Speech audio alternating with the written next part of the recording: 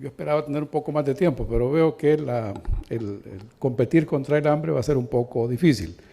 Haré una presentación de antecedentes mínimos para que ustedes miren después lo que el gobierno del señor Sánchez Serén está previendo junto con don Jato de lo que debemos de hacer desde el gobierno para abordar territorialmente las soluciones que debemos de encontrar a lo que ahora Ricardo ya hizo un examen, una visión general, y los 50 municipios que ahí le aparecen a ustedes en la tabla que presentó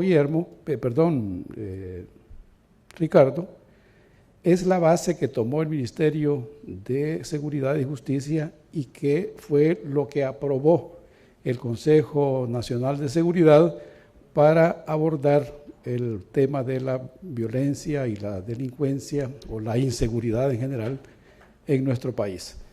Pues bien, ¿cómo uso esto, joven? El verde.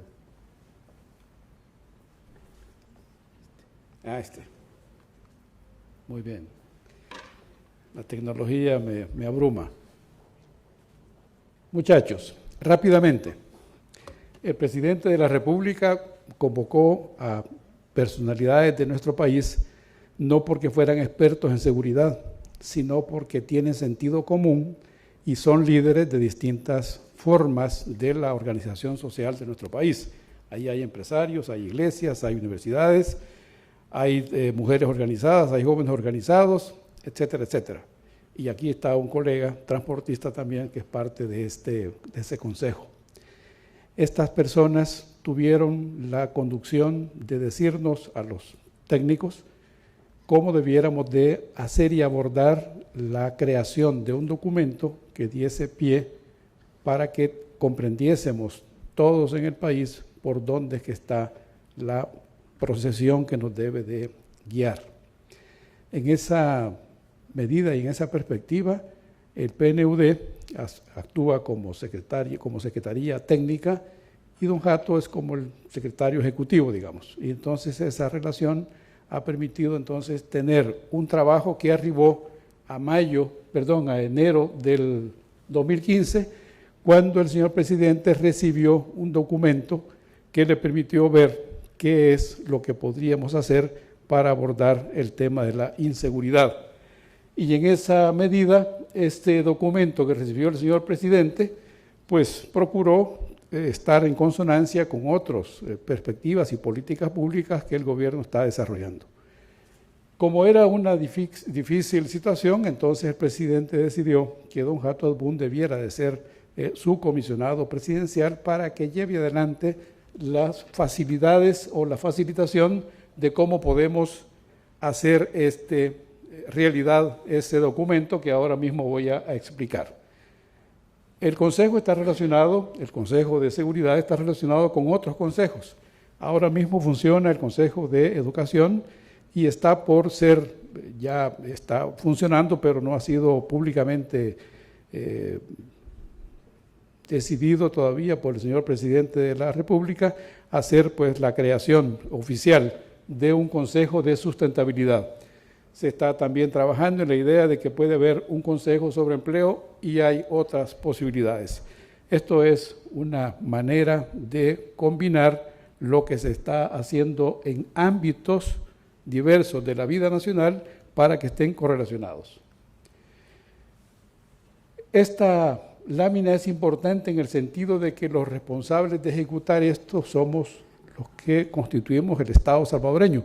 Institucionalmente, pues estaría representado por el órgano ejecutivo, la Asamblea, el órgano judicial, el Ministerio Público, y en negritas aparece gobiernos locales, porque desde la perspectiva del Consejo son los que están más cerca de la población y por lo tanto debieran de tener mayor respaldo para que ellos pudiesen ser gestores de diversas actividades que deben hacerse para poner en práctica el plan.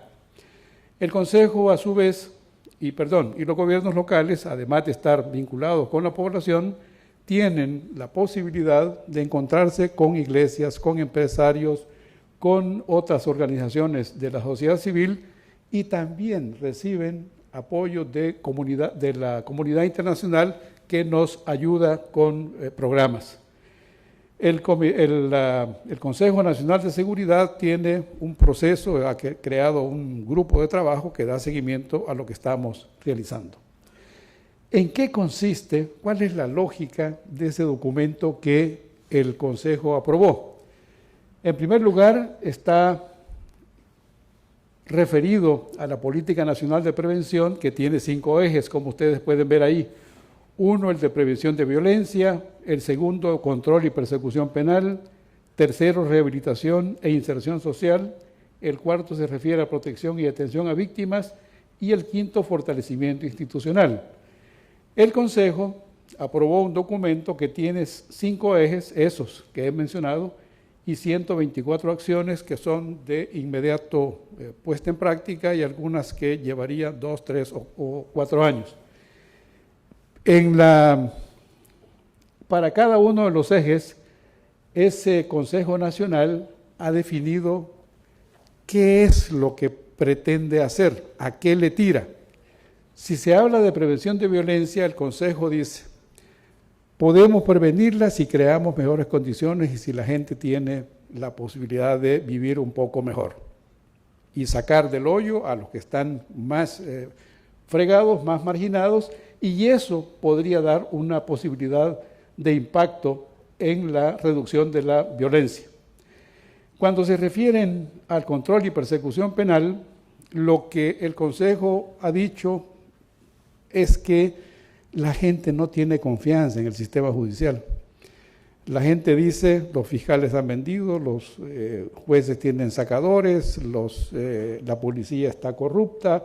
Es decir, en general la gente no tiene esa confianza, necesaria confianza que debemos de rescatar para que la gente participe también de un proceso en el cual debiéramos de tener todos una perspectiva común para que las instituciones funcionen. Entonces, el Consejo dice: debemos de crear un sistema de investigación y justicia penal que genere confianza en la población.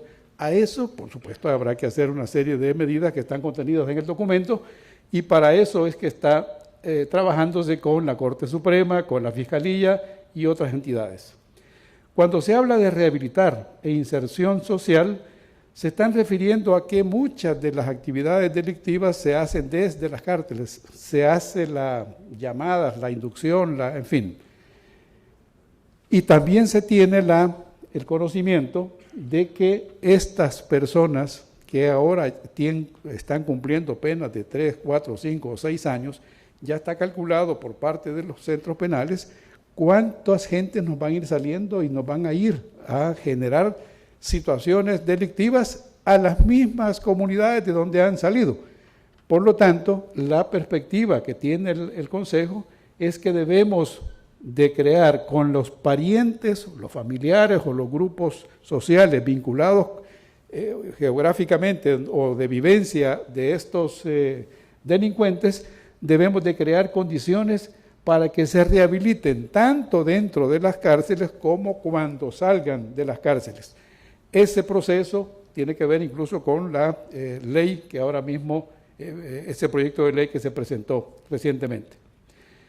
Hay otro tema que interesa al Consejo y es la atención a víctimas y su protección.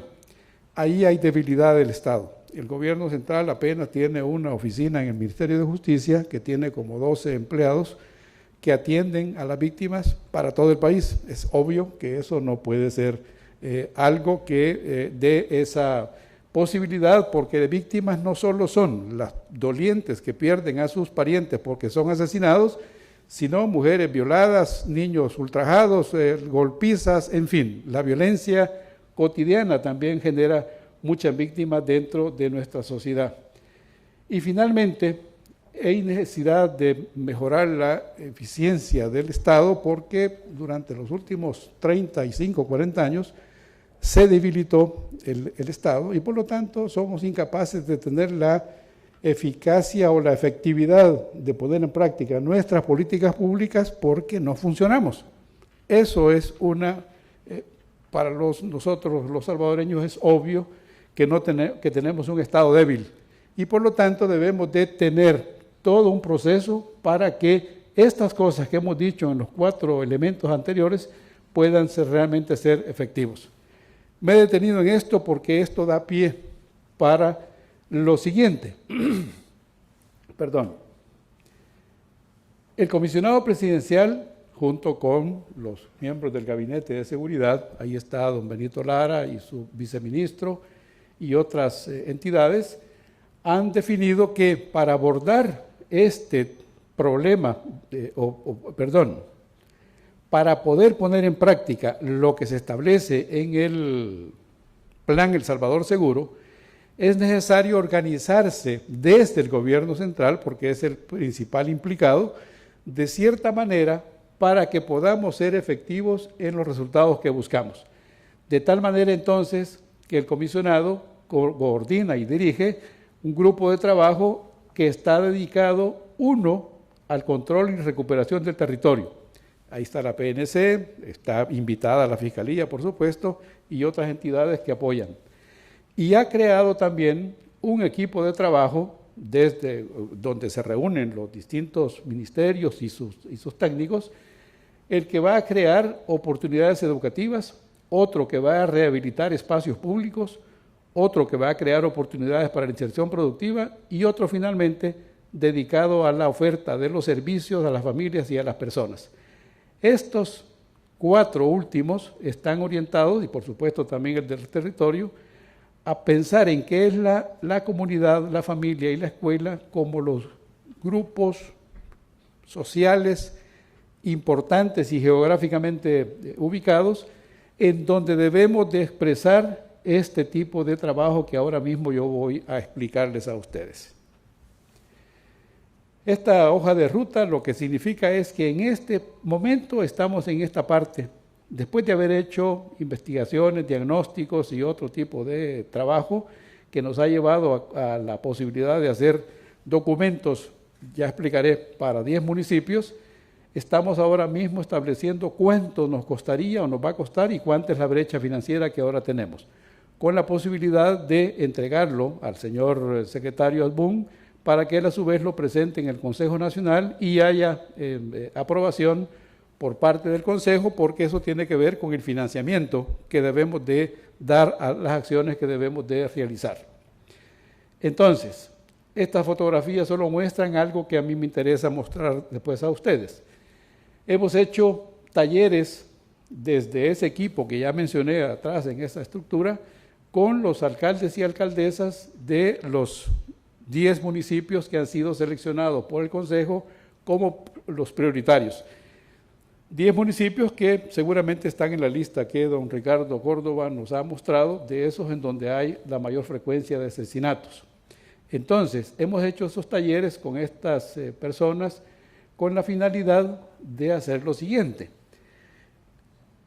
Hemos definido, ya explicaré a qué me refiero con sectores geográficos priorizados en los 10 municipios. Hemos hecho ya un plan operativo para Ciudad Delgado, que es casi como un aprendizaje que estamos haciendo. Estamos en elaboración 9 planes municipales y lo que estamos haciendo para ese documento de cada municipio es definir cuáles son las oportunidades educativas, la inserción productiva, los espacios públicos y la atención a las familias. Eso nos ha llevado a partir de esto, que es lo que me interesa explicar. La Policía Nacional Civil ha hecho para los 262 municipios una, ¿cómo llamarle?, una cuadrícula para cada uno de los municipios, tanto los cascos urbanos como sus cantones y caserillos, para poder definir y determinar dónde suceden las distintas actividades de violencia de distinta naturaleza. Y con el PNUD hemos hecho, y utilizando los llamados sectores de la policía, lo que hemos hecho es ubicar estadísticamente dónde son los homicidios y feminicidios y los hemos ido anotando. Y por lo tanto buscamos la información de desaparecidos, de delitos sexuales, de lesiones, de extorsiones, de hurto de vehículos, robo de vehículos, otros robos, amenazas, que son delitos, y otros riesgos que corre la población, por ejemplo, violaciones, lesiones culposas, hasta los estudiantes que salen de sus escuelas, el abandono pues, que hacen los jóvenes, de tal manera que eso nos ha generado esta tabla. Con esta tabla, en los puntos rojos, hemos ido descubriendo dónde es que está la mayor frecuencia de los riesgos que corre la población o de los delitos efectuados en cada uno de los municipios. Esto nos llevó a que estos 10 municipios, que son los que el Consejo ha priorizado, Ciudad Delgado, Soyapango, Colón, Zacatecoluca, Cojutepeque, Sonsonate, Jiquilisco, Santa Ana, Mexicanos y San Salvador.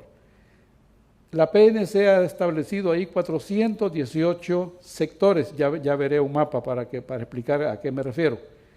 Y en cada uno de ellos entonces se han hecho prioridades, de tal manera de que estamos trabajando sobre la base de 81 sectores geográficos, que quiere decir esto. Este es el croquis del Ciudad Delgado.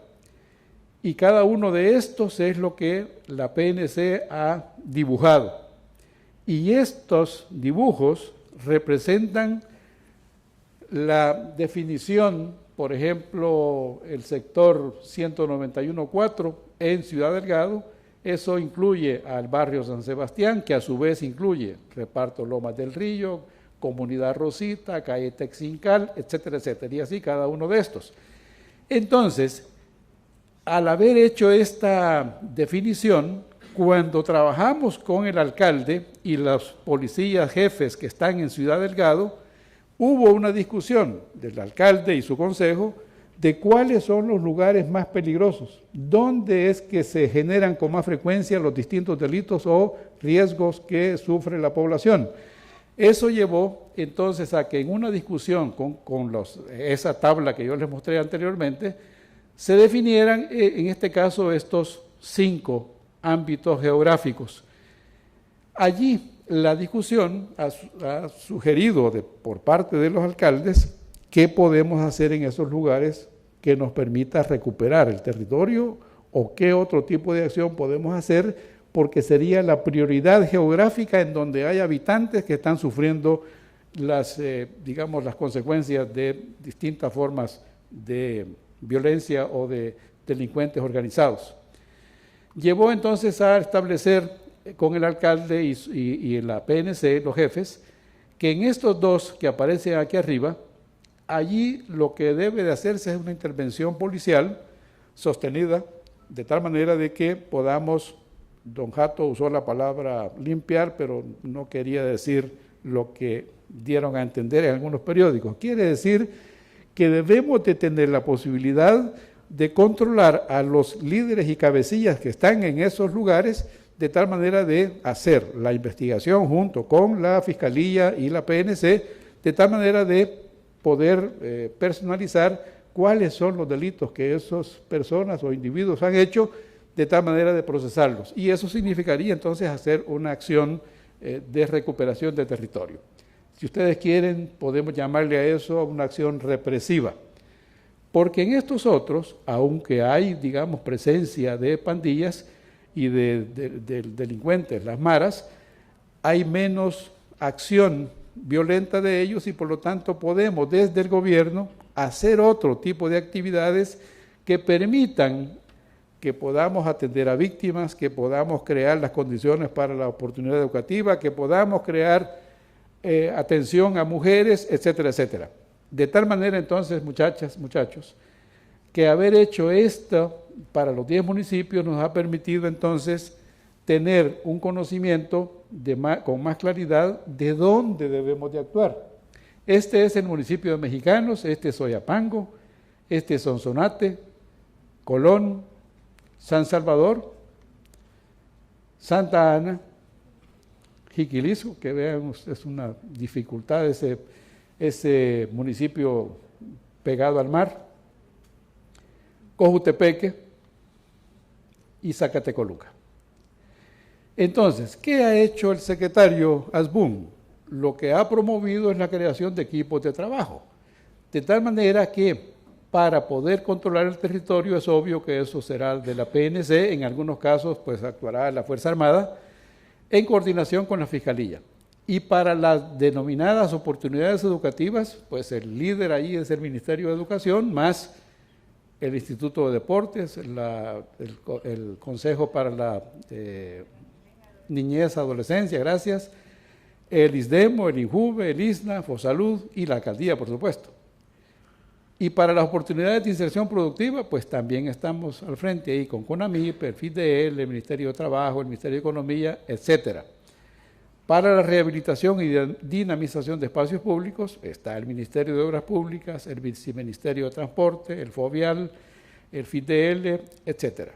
Y para servicios a familias y personas, pues nuevamente algunos se repiten, pero está FOSALUD, está el Ministerio de Salud Pública, el INJUVE, el ISNA, el ISDEMO, etcétera. Entonces, muchachos, este agrupamiento de estas instituciones pues se refleja en personas concretas, técnicos que están en ese trabajo, en esa disposición, y hemos hecho este tipo de acción. Una vez hemos tenido ya algún acercamiento y tener claridad con los alcaldes qué es posible hacer y que nosotros como gobierno hemos revisado con los ministros y sus equipos, qué es posible financiar de lo que debiera de hacerse de acuerdo con el plan El Salvador Seguro y con las demandas o planteamientos que han hecho los alcaldes, nos fuimos al territorio también otra vez o nuevamente para poder hablar con otro tipo de personas, con quienes deberíamos de validar y de averiguar también si estaban o no haciendo algo que nosotros queremos proponer. Y descubrimos que sí. Nos encontramos con iglesias, con ONGs y con empresarios y en algunos casos con instituciones de respaldo internacional que están haciendo ese tipo de trabajo y eso nos ha ayudado a incorporar en los documentos de cada uno de estos municipios cuántas actividades vamos a hacer y cuánto cuestan. En eso hemos estado trabajando con el gobierno en su presupuesto e identificando cuánta brecha financiera vamos a tener, porque la instrucción que dio el presidente es que las instituciones deben de ver que su presupuesto de 2016 tienen que orientarle hacia esas 10 municipios, tienen que reorientar sus recursos. Pero es evidente que no pueden abandonar a otros municipios. Por lo tanto, ahí habrá una brecha. Eso es lo que estamos ahora mismo discutiendo y para lo cual el señor secretario ha montado una mesa con los dirigentes de los partidos políticos, que además hay otra mesa con los diputados, pero con los partidos políticos para entender que esto requiere financiamiento. Y esa discusión es la que está llevándose ahora de tal manera de saber cómo podemos actuar. Por el lado del gobierno tenemos claridad, por lo menos teórica, de qué debemos de hacer. La realidad nos irá diciendo si es posible o no, pero en todo caso hemos establecido que para el caso de la estrategia del control del territorio, el objetivo es claro, lograr presencia y capacidad investigativa de la PNC en los territorios y controlarlos. Y eso significa coordinación con la Fiscalía, hay que hacer las investigaciones y un proceso de inteligencia, llegar y hacer la acción del control mismo y asegurarlo. Eso nos ha llevado, aquí solo hay un ejemplo de lo que ya el director de la PNC ha planteado que debe de hacerse en Santana. Eso es solo un ejemplo. Para cada uno de los 10 municipios están los caminos a seguir. Solo les leo los 2 primeros. Va a establecer 50 puntos de control, pero también va a desarticular estructuras delincuenciales en Cantón El Ranchador, en Cantarrana, en Primavera y Cutumay Camones, que los que conocen la geografía de Santana saben que ahí son lugares peligrosos en donde la gente está siendo siempre amenazada. Ese es solo un ejemplo. Para el caso de las oportunidades educativas, en el plan se ha establecido, y así lo definió el Consejo, que hay 3 ejes fundamentales que nos van a orientar en esta estrategia. En primer lugar, establecer lo que llamamos modelo de escuela inclusiva de tiempo pleno, pero también debemos de generar modalidades flexibles. Están combinadas, pero son cosas diferentes. En el caso de la escuela inclusiva de tiempo pleno, lo que se pretende es que los niños estén más tiempo en la escuela. Pero no solo su presencia física, sino que debemos de crear las condiciones para que ellos puedan, en una primera fase, tener toda su labor educativa de sus 4 o 5 materias normales, pero en la tarde probablemente juegos y otras formas de convivencia que les permita ir adquiriendo formas de disciplina o de creatividad o de generar pues en ellos una nueva manera de ver la vida. Y las modalidades flexibles se está refiriendo a que tenemos niños que han salido 1, 2, 3 o 4 años de la escuela por distintas razones y los directores no los quieren admitir porque rompen la secuencia con los otros niños por la edad y por lo tanto habrá que crear modalidades diferentes para que estos niños sigan sus cursos normales, pero probablemente no en la escuela acompañando a otros niños cuya edad es menor y por lo tanto entre 10 y 15 años hay diferencias. Y entonces un quinceañero tiene evidentemente una manera diferente, biológicamente distinta de ver su propio desarrollo personal y un niño de 10 años está pensando en otra cosa. Por lo tanto, no se puede juntar a estos niños.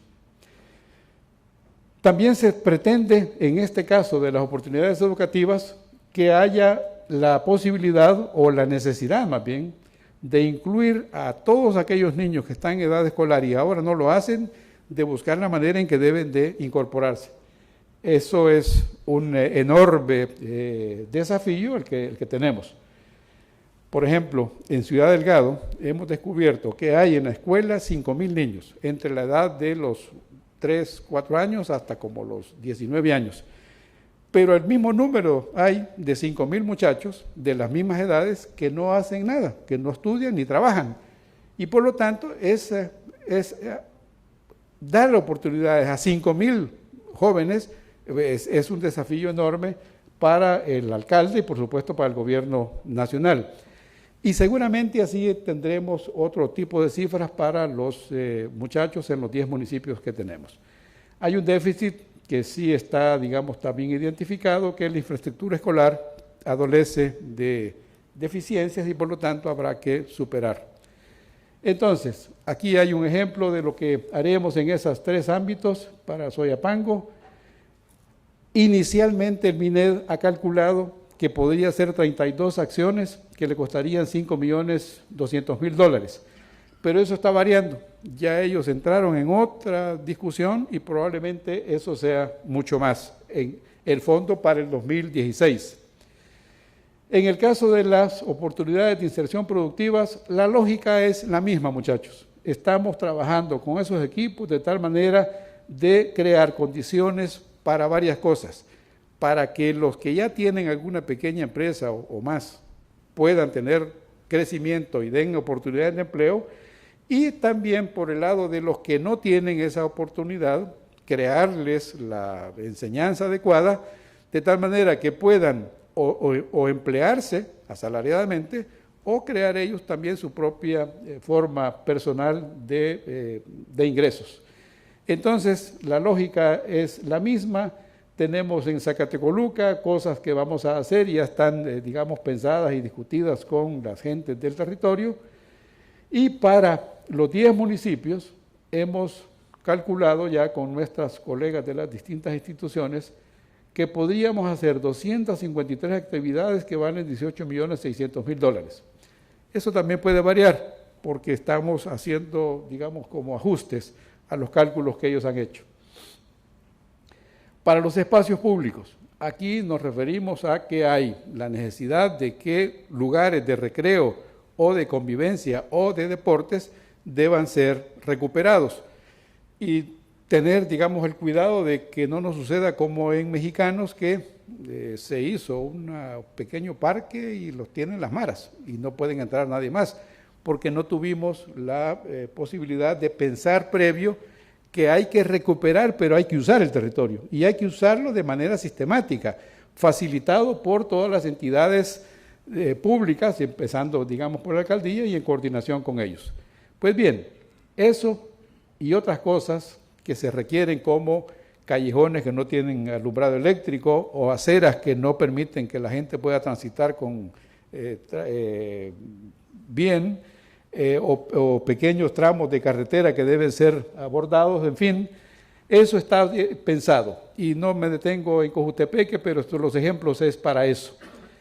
Y en general, entonces, hemos calculado que con los dineros que tiene MOP, FOVIAL, FIDEL, etcétera, haremos 223 acciones que valen $70.700.000. Estas ideas, estos proyectos que se están previendo, pues están discutidos con los alcaldes. Con ellos es que se está definiendo cuál es la prioridad que debemos de asumir. Y lo que denominamos servicios a la familia y a las personas también tiene una lógica. Y es que debemos de organizarnos de tal manera de que atendamos a las familias y comunidades para satisfacer necesidades básicas, crecimiento en valores, cohesión social y protección a víctimas. Y eso lo que nos lleva es a que debemos de trabajar de tal manera que ahora no lo hacemos, porque cada quien tiene su pequeño feudo, y por lo tanto no nos coordinamos.